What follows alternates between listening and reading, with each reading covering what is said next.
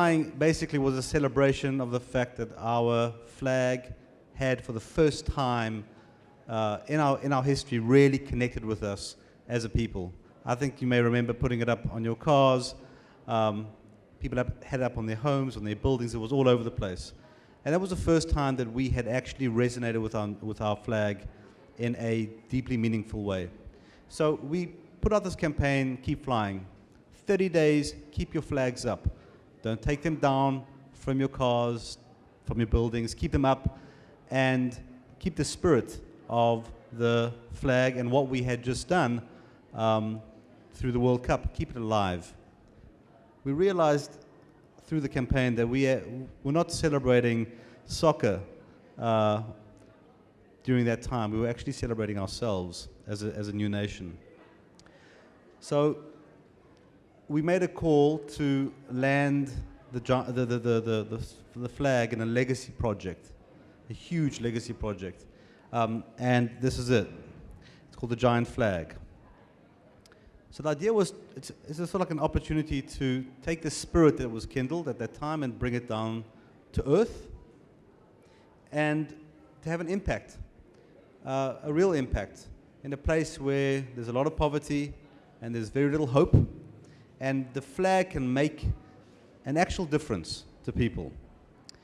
So, as Gina mentioned, she gave away, it's a 66-hectare South African flag that's the size of 66 like FIFA-sized football fields, a kilometer by 660 meters, made up of 2.5 million colored succulents and cacti, and a 4 megawatt solar field. I'll tell you more about that.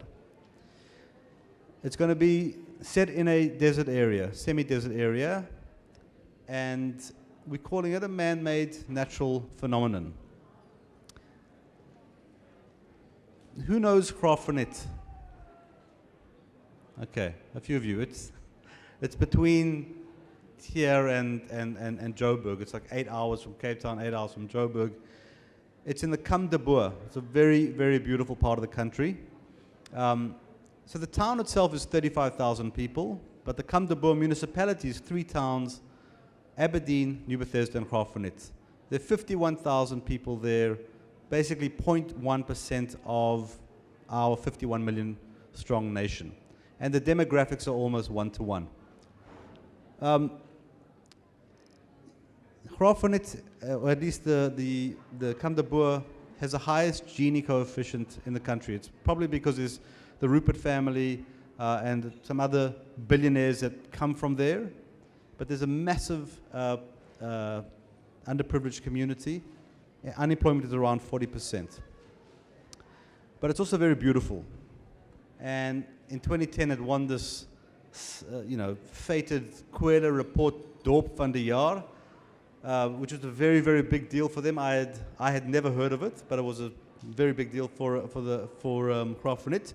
It's beautifully restored. It's the only town in the country that is surrounded by a national park. And it's a big tourist destination. Internationals that would come to Cape Town and come to the coast, they go to Graaff-Reinet. I see them there all the time. And one other element is that you've got this Valley of Desolation, which is this mountain up above, high up above the plains, with this incredible view. So it makes it a perfect outlook if you had to look at the giant flag from Mars. Can you all see that? Okay. Here's the flag. That's the site. There. This is the flight path, the height of the flight path, and this is the point from the Valley of Desolation. The PE Road, the PE and Cape Town Road right here. So there's a lot of national traffic. And this is municipal land, the Asherville Township, and the National Park. And that's the actual site. So these are some perspectives from the Valley of Desolation, which is this natural outlook. And if you were to look at the town, the scale, that's about right, just so you get a sense of the size of the flag. It's made up of the following: the spekboom, green, red, the blue, yellow, solar. There's a black triangle. So, artist's rendition.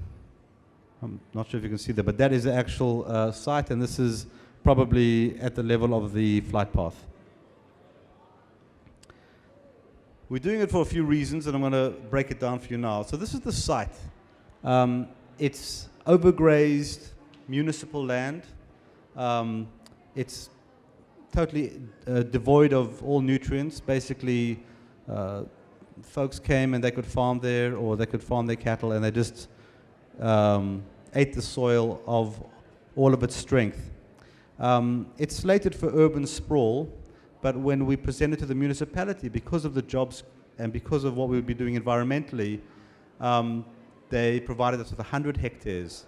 So we have a 66-hectare flag and a 34-hectare buffer that's going to be made up of spekboom and indigenous medicine and food gardens.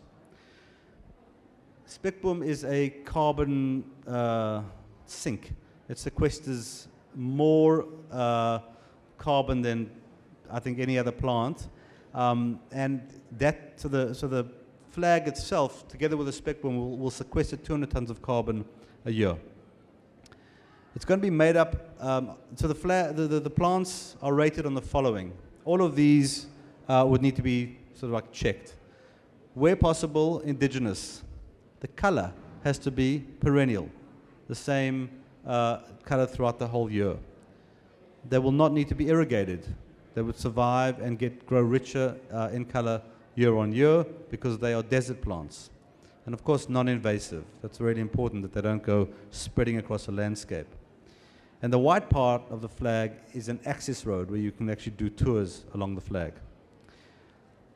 This is the heart of the project is a raised canopy underneath the solar, a little bit higher than this. In fact, it's going to probably feel a bit like this, but it's probably going to be about 100 times larger. So on the top will be solar, and underneath that is going to be a precinct for tourism. There'll be a conference venue and a small hotel, a hub for micro-enterprise, a production facility for that hub, a nursery and the parking. So it all happens underneath this 22,000 square meter triangle of a solar canopy. It's going to be the first solar field in the world that will harvest water. It's a no-brainer for any solar company that's doing large solar to multiply the use of the solar. So this raised solar array with precinct is part of sort of like in one way it's a nod, it's a gesture to industry to say you need to start cladding your roofs in solar so that you can become more independent, and also to start harvesting rainwater. Basically, the idea is that the built environment becomes more independent and stops drawing from the grid and starts giving. And it's all based on how you design things. So this is here you can see an artist image of the solar, the raised part there, and if you have to lift it, something like that. So you've got the precinct and the parking underneath the solar. This is some of the designs. So on this side is a ground-mounted solar. This is 1/3 of the triangle, the parking, and then all the north-facing area is customer-facing, boutique hotel, conference, the market and stalls, restaurants, a visitor center at the apex. Understand, this is all a huge swath of yellow, and then white and green. And then here's workshops and small industry and the offices with the big parking in the middle.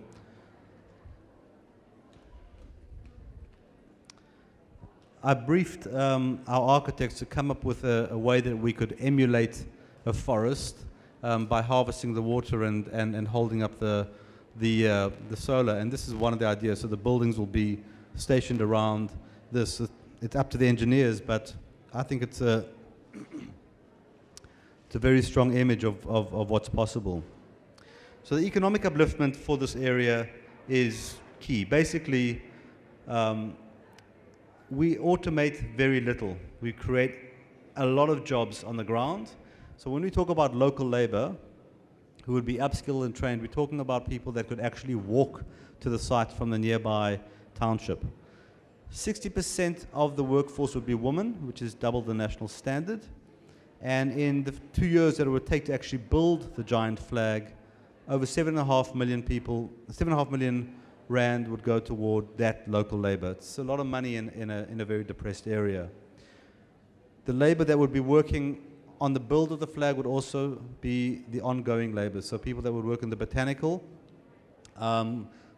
parts of the flag and the solar, they would all be trained for the long view.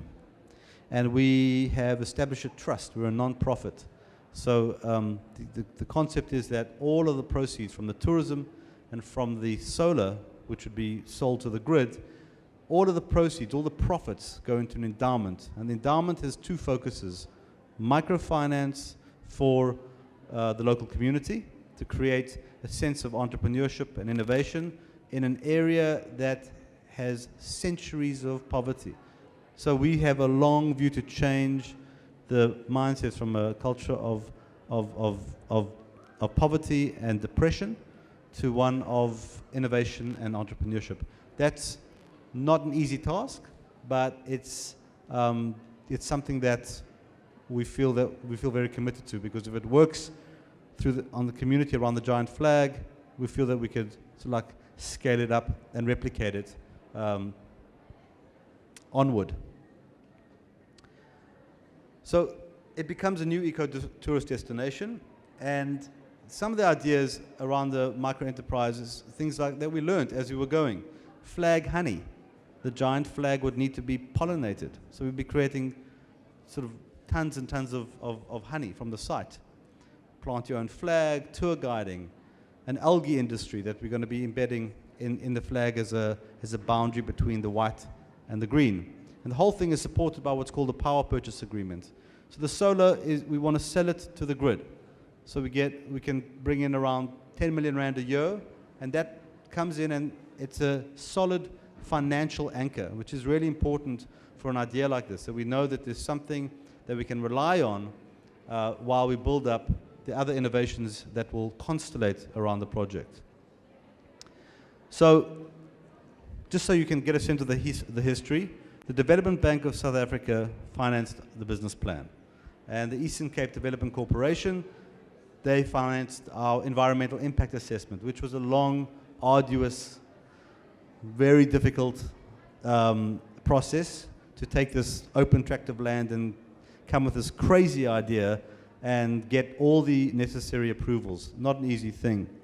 We're getting 10 million rand from the Green Fund. Nedbank Foundation are looking at a 7.5 million rand grant.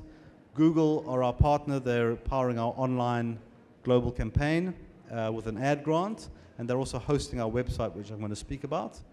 Toyota have provided us with a fleet of really beautiful vehicles.